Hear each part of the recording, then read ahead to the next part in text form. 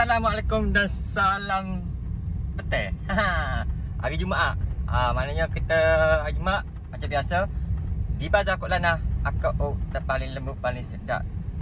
Korang ingat senang kau nak berniaga ni, susah payah sikit cari rezeki halal bersama. Ingat senang kau? Tengok dalam kereta. Belakang tu penuh. Belakang penuh. Rambut setting. Tengok depan tu penuh. Nampak? Penuh. Penuh.